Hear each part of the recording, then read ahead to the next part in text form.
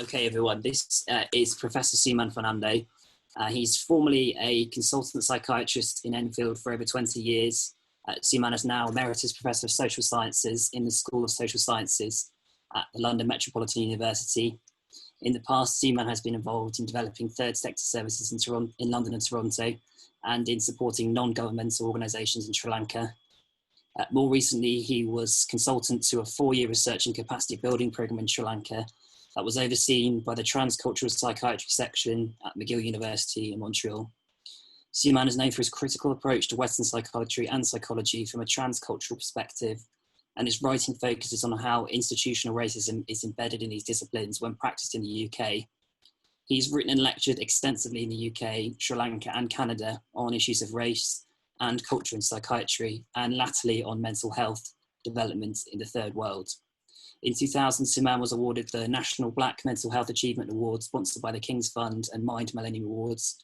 And in 2011, he received the Lifetime Achievement Award for Culture, Race and Mental Health by the University of Toronto in association with the Ontario Institute for Studies in Education, Centre for Diversity in Counselling and Psychotherapy for his academic achievements. His books include Cultural Diversity, Mental Health and Psychiatry, The Struggle Against Racism, Mental Health, Race and Culture, Mental Health Worldwide, Culture, Globalization and Development, Institutional Racism in Psychiatry and Clinical Psychology, Race Matters in Mental Health, and most recently, he co-edited Global Psychologies, Mental Health in the Global South.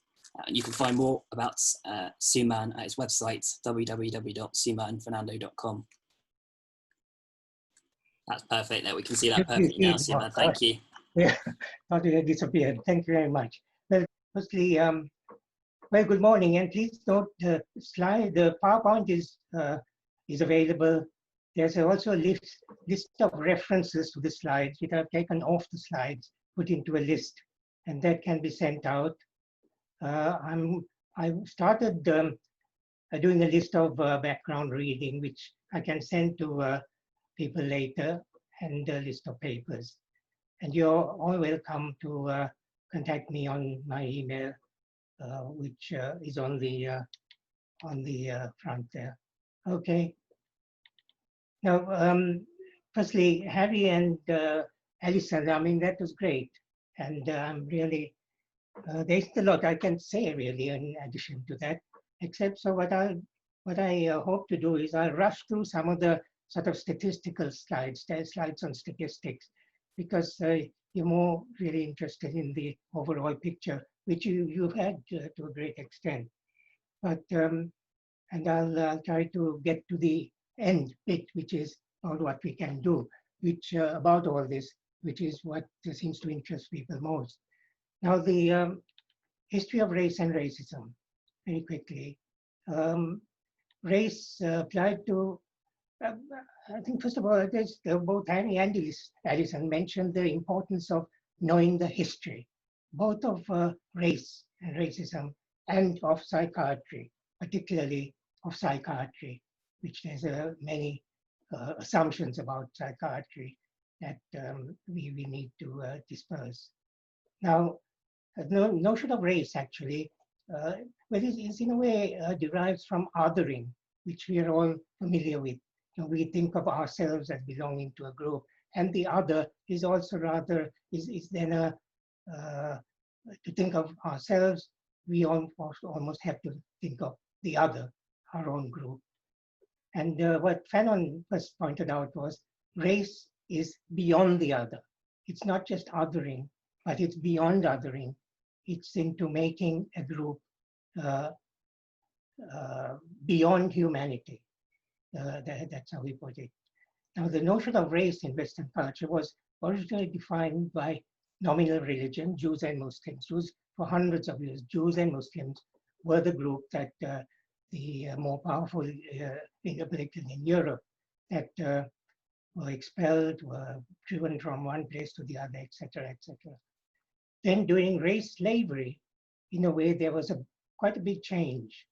Race slavery and race colonialism came to be, race came to be defined by markers such as skin color, hair texture, eye shape, ancestry, and what is called biological racism developed in association with the notion of white supremacy. in Western society, at least at large, enslavement and the transport of Africans for forced labor in America and Caribbean, which was actually the very fundamental to the development of the West and the domination that the West achieved as a result of the power they derived from that, and the racism that was involved in that power. After about 1950s, really, there was a change, quite a big change, I think, in the culture of the West, as we say. Race came to be recognized by 1950s, the end of the war. You know, the great empires fell one by one very quickly. The UN was brought about. People in Europe were really shocked by the Holocaust that had resulted from slavery against Jews. And there was a feeling that we ought to turn a new leaf. And just as in economics, the Labour Party came in and made various changes in the UK, there was this feeling that this is a new age. And race came to be recognized widely as not a valid scientific category. And most importantly for health, the WHO was installed essentially to redress the underdevelopment during colonial times. Massive underdevelopment. Things were pushed back and back as much as possible during colonial times in order to extract revenues for the mother countries. And as far as race, it became seen as not a valid category. And from there came the political correctness, you know, we mustn't say racist things, do racist things, etc. And the notion of race applied to human beings became defined also by identity, performance, etc. And even family names and what are called tropes. And in Britain, what Stuart Hall and others described was the new racisms came into being. Institutional racism, cultural racism, subtle racism, racism without racists. These are the sort of themes that were pursued in the literature. And this is what predominates now, a mixture of the biological racism, which still survives, as you know, particularly in extreme right-wing movements. But the new racisms really predominate and are under the umbrella of institutional racism, I think, is a sort of umbrella term applied to that. So race in European culture, until about the early or mid-20th century, race was seen as an entity based on selected aspects of physical appearance, such as skin color, biological races.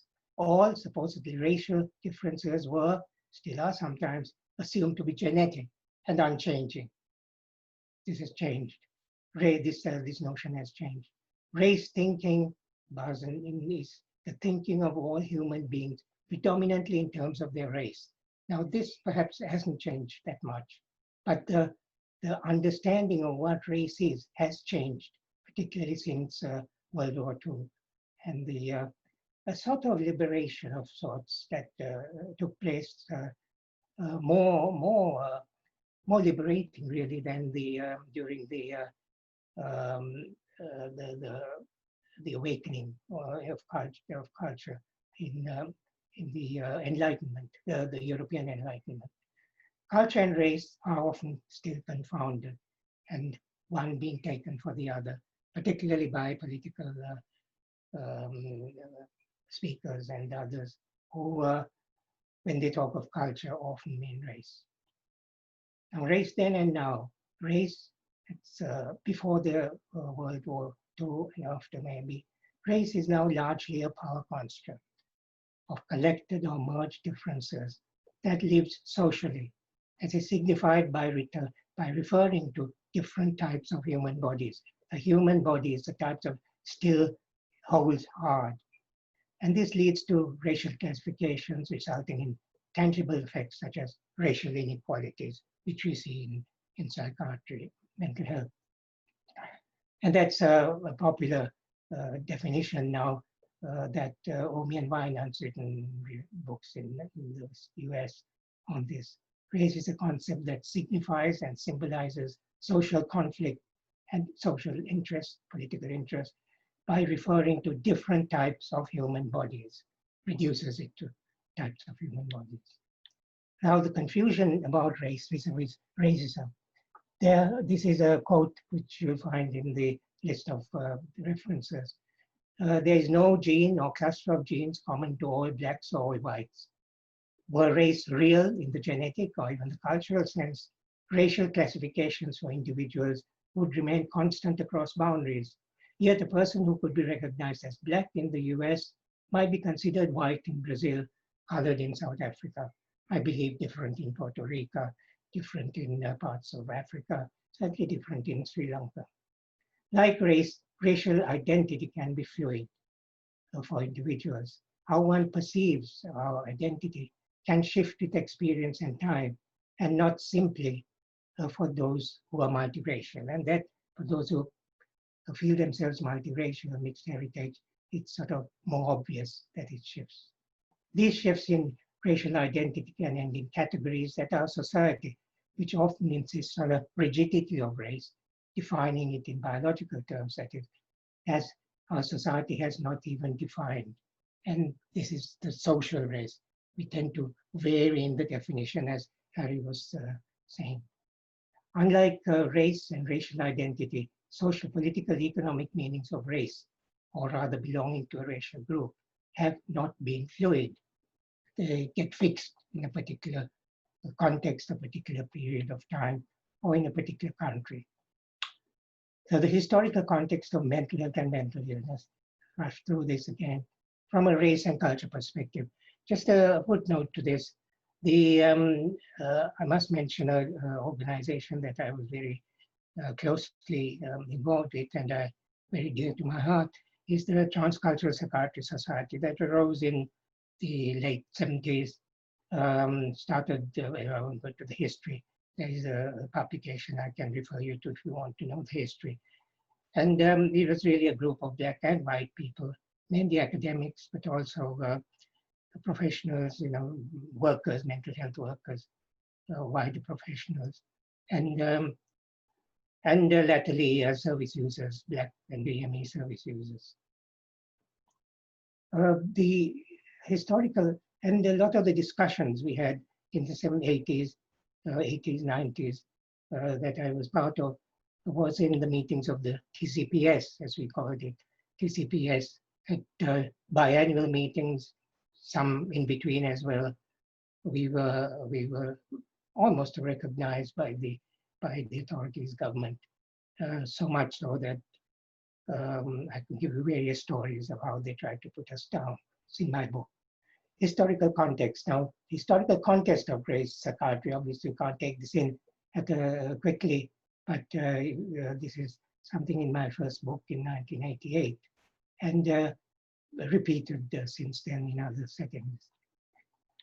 It's the relationship between slavery and colonialism and psychiatry. What happened the years?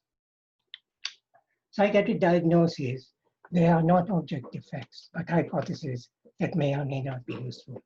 And this is, there are very renowned papers and books in psychiatry, which students often don't hear about, and they're not talked about very easily, about what psych diagnosis is about, and written by psychiatrists, written by others. It's largely that usefulness rather than validity is what matters in mental health matters. The diagnoses are not scientifically valid. I don't think there are any of them are, but they have been useful. They have been useful for particular contexts. They've been useful in, for instance, in slavery. They were useful in controlling blacks in various parts of the world. Been useful actually for controlling other groups that are being racialized, as Harry said. And I know in Sri Lanka it's different. Very useful there. People are put away for that. Distinction between mental and most physical illnesses. That is a fundamental, I think, to understanding racism in mental health. That is, again, from my first book. And the sort of way in which we make diagnosis. It's multifactorial, you might say, in psychiatric terminology. It's various forces impinge on making up these categories. Can be called generalizations, typifications. Those are the names given to it in social science literature. And stereotypes play a powerful part. And this gives rise to a diagnosis. What we often forget is the bottom bit, culture of psychiatry. This has all developed in a particular culture, the culture of psychiatry. And as cultures in the police, the culture of the police, as the McPherson report talked about, the culture of education, many educational systems, the culture of social work, the culture of psychology, psychiatry, they are essentially racist. Now, examples of, I think, that have been already mentioned, Drapetomania, Cartwright in 1851, times of, in the US, he described, he was a psychiatrist who was not a specialist on the psychiatry among slaves, because it was quite important for slave owners to keep their slaves healthy, get a better price for them, etc. And this was a disease that induces the Negro to run away from servitude. When I was lecturing early on, I remember in the 90s, to social workers, a social worker put up his hand and interrupted me and said, "But doctor, isn't that still very common?" I said, "Well, what do you mean?" He said, "Well, when these black people from Broadmoor and secure units run away, you say it's their illness, it's their schizophrenia, it's their depression, it's their personality disorder that results in their running away. So they've got to learn that the proper place, the best place for them is in hospital, just as slaves had to learn. To have some peace, you have to accept your status." Anyway, there are others like dysesthesia, piss, common in freed slaves than in slaves in slavery. More recently, there's cannabis psychosis. McGowan and Cope pointed out in their psychiatrists that this was a diagnosis given in the 80s, the 90s, only to black people. It was not diagnosis that was ever applied to white people. So these are sort of the overt racist diagnoses. History of psychiatries and psychologies across cultures. That's going into sort of culture really now. The trade routes of exchange of knowledge were the Silk Roads in the medieval times. The Silk Roads wasn't just trade, it was knowledge. There were universities on the route. There were lots of knowledge centers. People stopped for hours, days, years sometimes. And there's even a myth or story that Jesus Christ went there when the years that Jesus was missing from the Bible, from Bible stories, from the history between the ages of 15 and 22. He's missing the stories that he was on the trade routes. And the Arab Empire, which from the 10th century onwards, was a very important part of the history. The Arab Empire, mental illness. There were the first mental hospitals were in the Arabic Empire. From Andalusia to Baghdad. The Eastern Caliph was in Cordoba. No, the Western Caliph was in Cordoba. The Eastern Caliph was in Baghdad. And there were 3 or 4 hospitals, mental hospitals in Cairo, several in Aleppo was a very big center, Baghdad, of course, right across the north, Tripoli, right into Cordoba. And That is a history that I discovered for myself, because these are not things that are talked about in psychiatric training or training of mental health or psychology students. The mental illness in Islamic medicine, 13. Well, firstly, there's some pictures. Maimonides was a renowned physician. He was the court physician to the Caliph at Cordoba. He was also a rabbi. He's written a lot of Hebrew treatises, and he had both Arabic and other names, I think, but for Moses Maimonides on his thing. There's still the statue at Cordoba. He wrote about mania and depression, described by Hippocrates. In fact, mania was described by Hippocrates. Depression was described by Hippocrates. When I did my first MD, my research for an MD, which I got in the mid-70s, was on mental illness among Jews. Not mental illness, depression among Jews. It wasn't actually a mental illness at all, of course. And there I explored the background to depression, how depression came about, etc. And it was from Hippocrates, mania too. And Maimonides described that there were two sides of the same coin. Kraepelin rediscovered that, or reinvented that idea about 800 years later. The Emil Kraepelin, so-called father of psychiatry. And the mental illness, there's quite a lot written about it in a particular book by Doyle's, which you will find in the references. And I expect in Arabic literature, but very little has been translated, so I didn't have access to these. But others wrote about it too. Graham, Foucault referred to the mental illness in Arabic medicine, and mainly in the Maristans. They were the mental hospitals. Pictures of the Maristans. It was in the British Medical Journal actually years ago. Some of these pictures, because somebody from Aleppo wrote to the BMJ saying that there was this historic building still there. I don't know, it's probably not there anymore.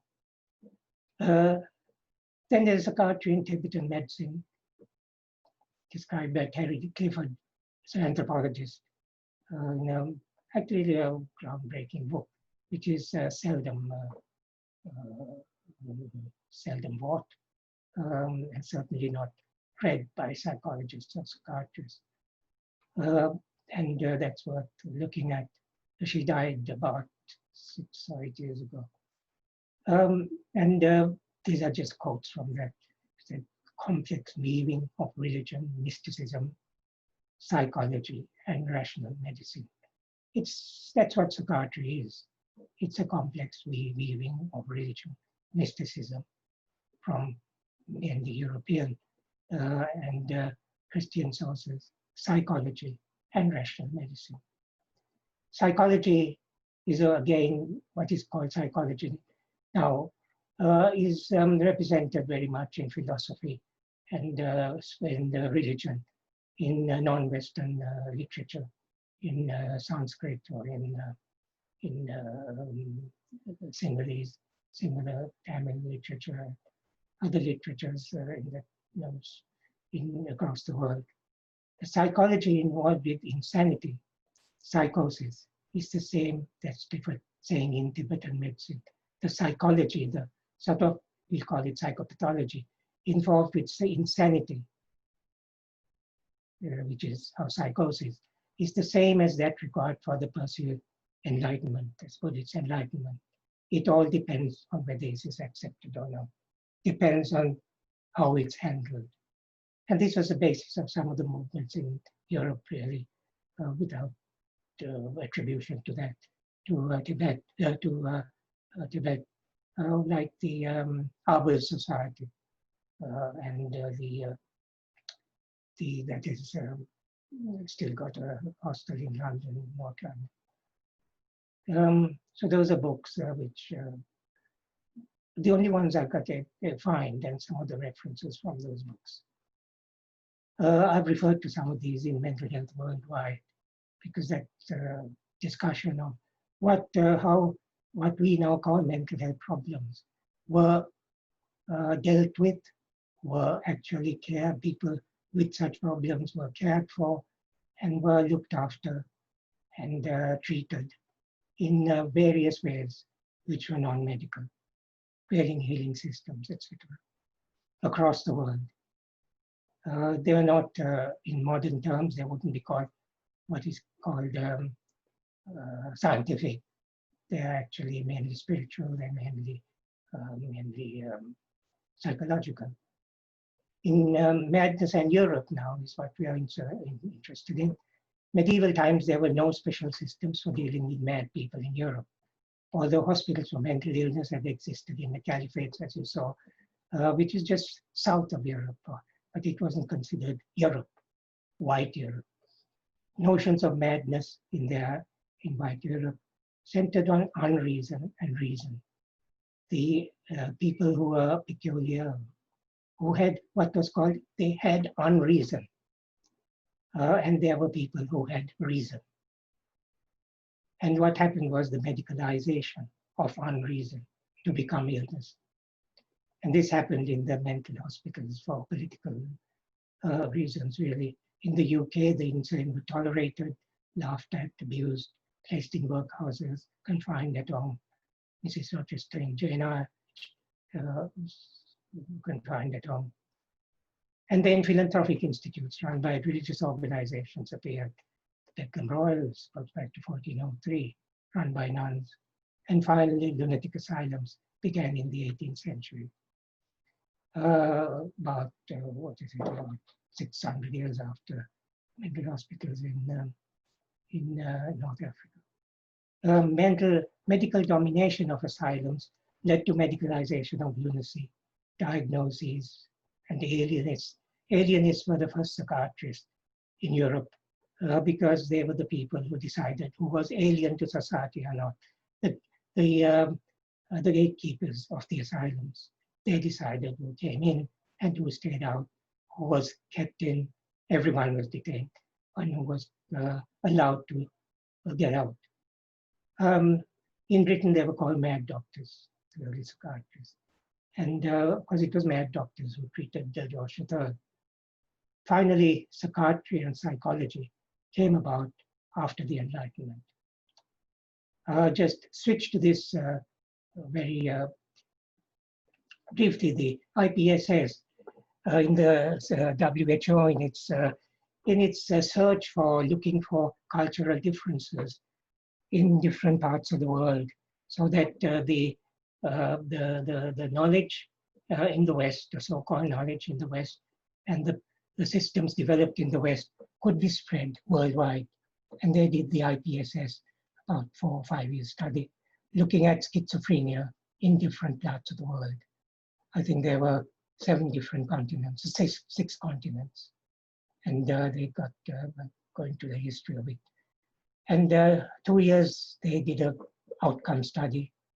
And to their amazement, I think, of those who did the study, the outcomes were better in India and Nigeria, London, Denmark, Moscow, Washington, way down. Taipei was not too bad. The 5-year study just verified that more firmly. There were another study, I think, in about the 13th year, which was, same. Now, there's something to learn from that, but it's something that's ignored. This, what you can learn from it is ignored, and the study itself is largely being discredited, not least actually by the transcultural psychiatry movement that started in Montreal in the 1950s, who said that this study was based on diagnosis, and diagnosis had no foundation in science, in scientific study. And the term was used of,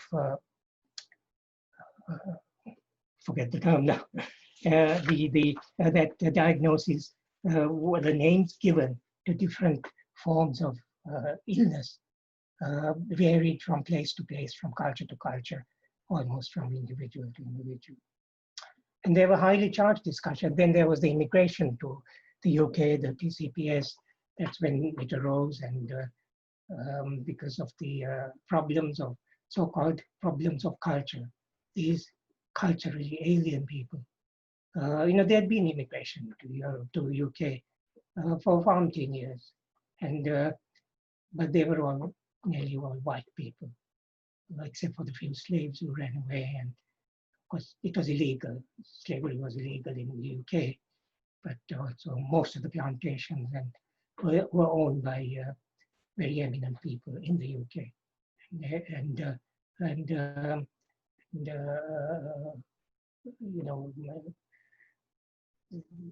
companies that were based in the UK. Anyway, in our little world of transcultural psychiatry, that was coming about in the TCPS, they took on this, they were transcultural psychiatrists, that low depression, high psychosis in black and brown. Why low depression? Why high psychosis? And this sort of discussions were around genetics, culture, misdiagnosis, emotional underdevelopment. You had to be developed to actually show illness in the ways that psychiatry wants you to show illness. The concepts like primitive psychosis was actually taught in that course I went to, that there was some psychosis which were primitive psychosis. You could never understand it because they were among primitive people. And we had these primitive people right on our doorstep to study. Culture-bound illnesses, culture-bound, no illnesses and culture-bound. But that there were some illnesses were culture-bound, only the illnesses of black and brown people in foreign lands. Emotional differentiation that was very popular.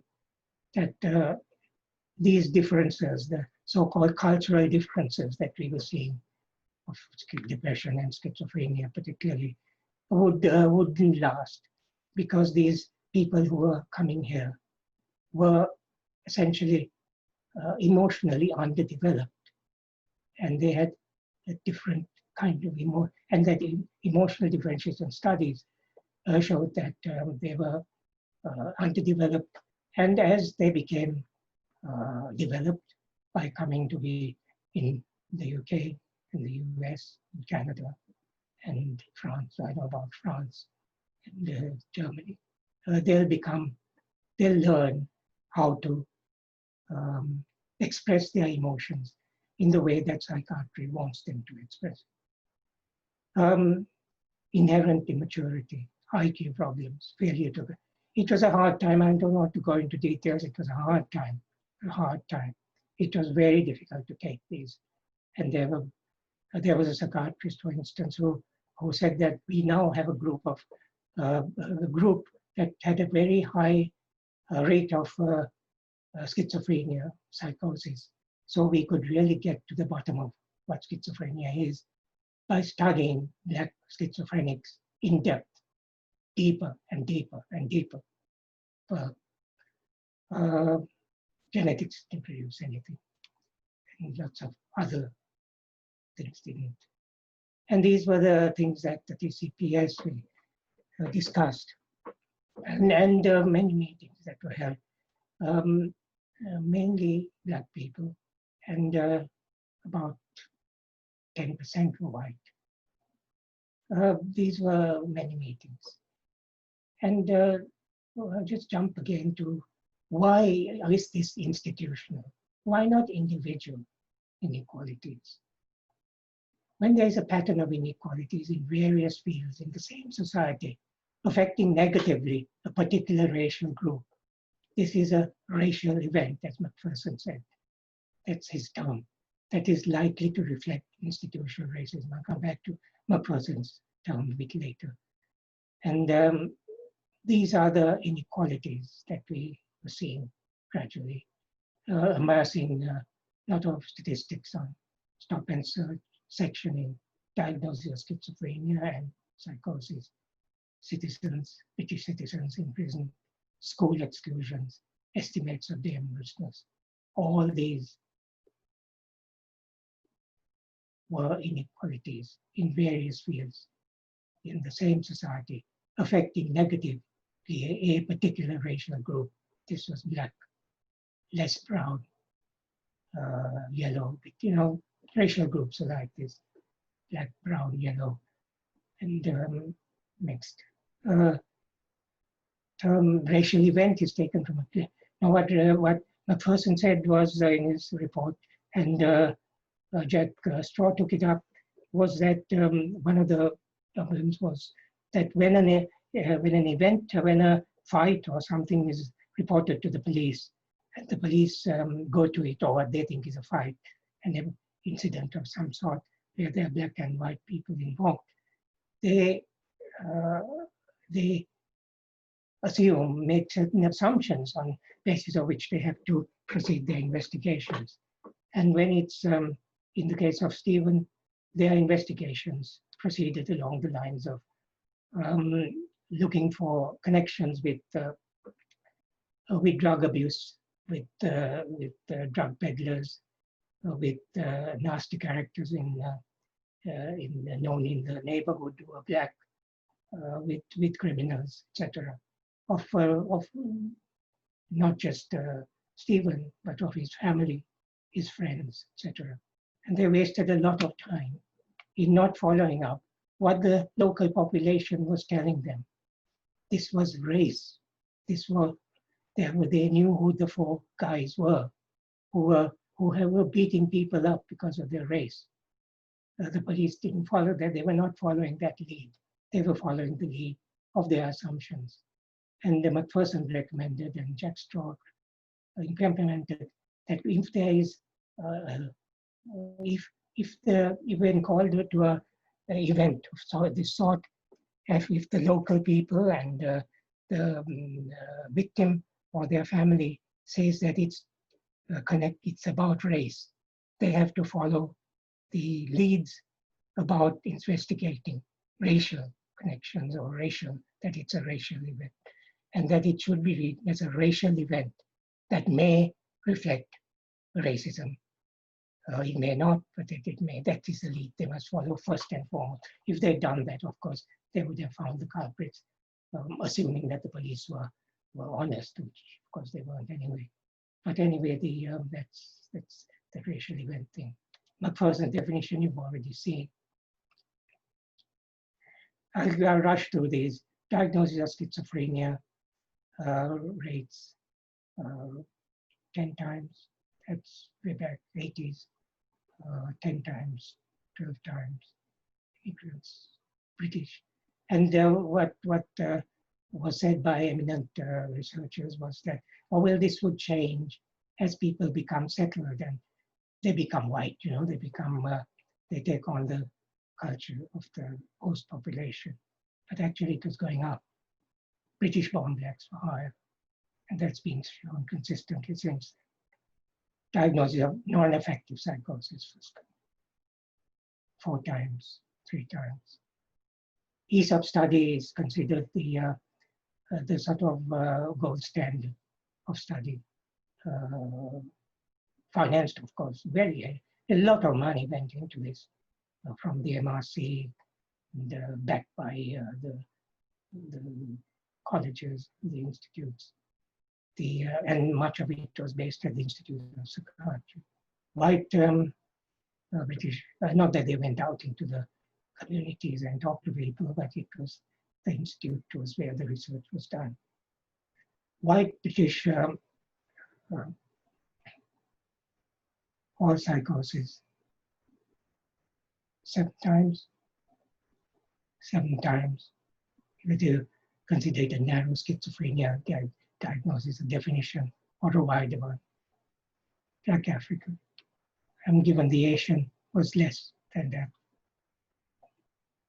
Conclusions of the study was, it was a time when things had changed in political correctness, and it was almost necessary if you did a study which reflected race to make these statements, both in the application to a study and in the presentations for getting papers accepted, that it's not in their genes, it's not biological. Everyone had to say that. That's political correctness.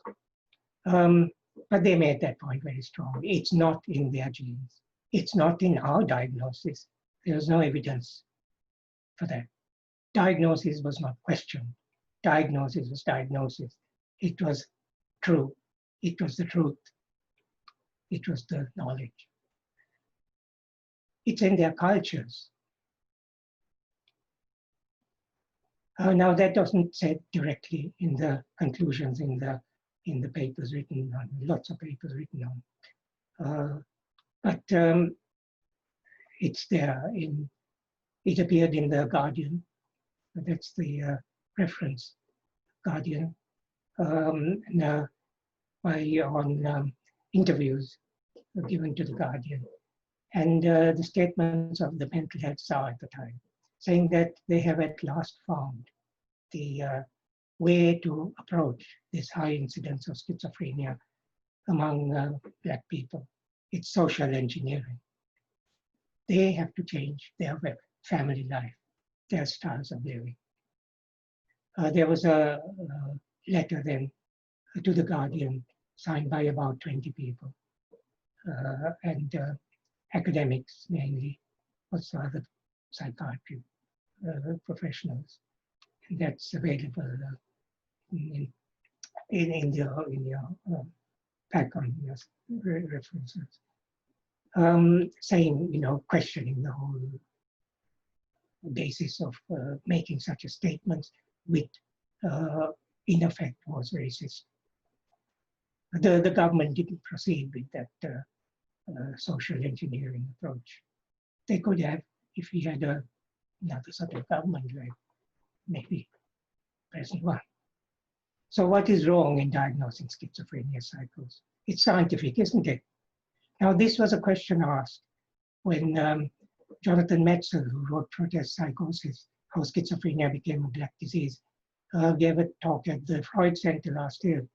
And there were a lot of Black people there, about a half, and several service users. And he had a hard time, actually. His thesis was that the diagnosis of schizophrenia had become a black disease. It was mainly Black people who were getting it. White people were getting into other diagnoses for similar problems.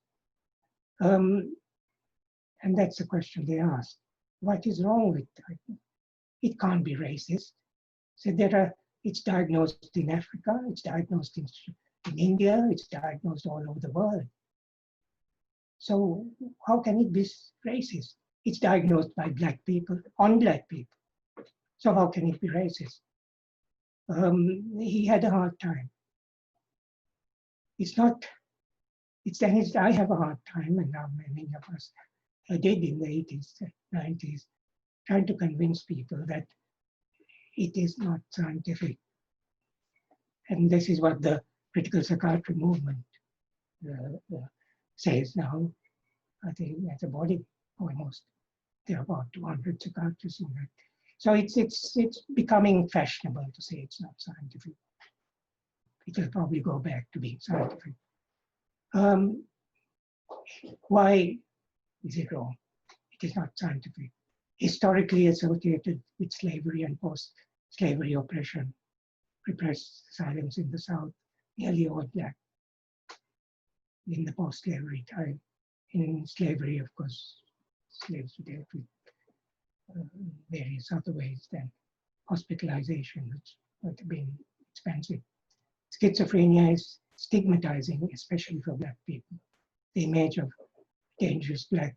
I first came to realize this when, as a consultant, I was talking to some Black service users who I got to know well,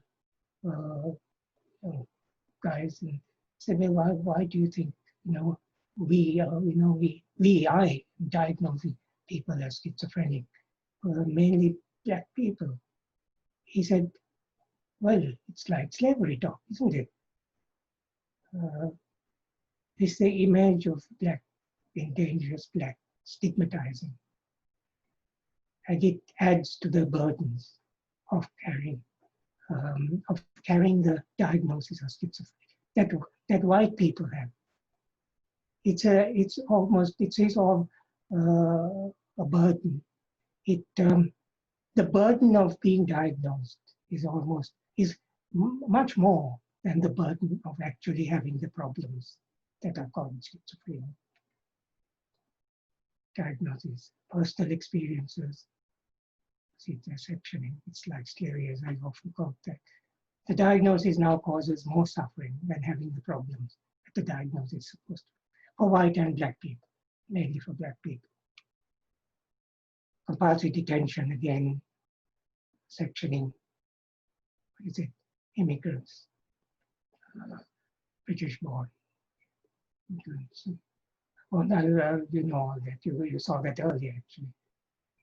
Stop and search, 12 times.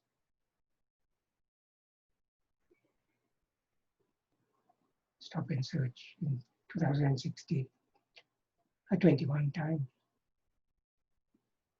It varies from government to government, almost as the instructions to police. Prison population.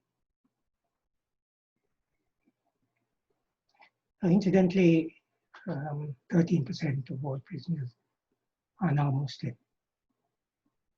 They are 4% in the general, when in their religion. Muslim isn't considered a racial group for prison statistics. School exclusions, double. Permanent exclusions, high. Permanent exclusions from schools. Conclusions. Now, in the 80s, 90s, there were many reports saying that something should be done. The biannual reports of the Mental Health Act Commission was very important, and it reached MPs who raised questions in Parliament, etc. Because their reports were sent directly to Parliament, bypassing the Department of Health, which otherwise would sort of, what's the term used, to take bits out, to edit them. Dialogue for Change was a report, Yvonne Christie, Circles of Fear, Keating and others. Inside Outside were quite, Inside Outside by Sashi, Dr. Sashi Dara, was remarkable because he was a very outspoken critique of mental health systems for its racism, and a man who found it very difficult to get jobs, of course, which goes with that status. And he was invited by the mental health after, sometime after the, I think that's an aftermath to the Stephen Lawrence report, to write a sort of booklet, report on how things should change. He was then sacked from that job, and a new person was brought in to develop an implementation study, which is completely different to Inside Outside. Said that it was a follow-up, but it wasn't time. There's papers written on that. You can't get those papers. You couldn't get those papers into very prestigious journals, but there are papers. Then there were the reports on the Blackwood Inquiry in 1993. I was on the commission at the time. In fact, I know one of the commissioners who, Herschel Prince, did that report with one or two others. And that was after there were three or four deaths in seclusion of Black patients. In the usual, it's a sort of ordinary pattern of two patients having a quarrel, the Black patient being sent into seclusion, which is, it is isolated, detention in an isolated cell, into seclusion, even high dose of medication, and death. Orville Blackwood, in fact, was asleep in his isolation room when they woke him up and gave him high dose of medication to cure his symptoms, and he died. And deaths from high dose medication have been reported, white people as well. These are particular instances. David Bennett was very similar. He died from being restrained by 8 to 10 nurses, and he died from asphyxia, I think. The action plan that I referred to, DRE, Delivery Research Quality, was commissioned by, I think, Labour government. And there's a lot of money put into it. I won't go into details. Again, some projects, again, you've got references, that tried mainly by the Black voluntary sector, which had the funding indirectly from government, from local authorities, NHS. All that funding is gone now. Since about the year 2000, you can't get funding for these sort of projects.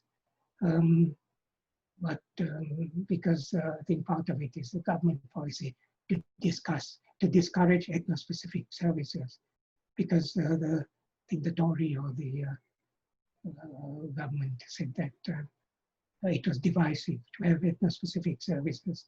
Services must be for everybody. And it was racist to say that it should be one group and not another. The North Birmingham treatment service, again led by Sashi, Dr. Sashi, the Dyer Centre in 19th century. And in Parmo, I was involved in Nepal. Again, it's written there. It was finally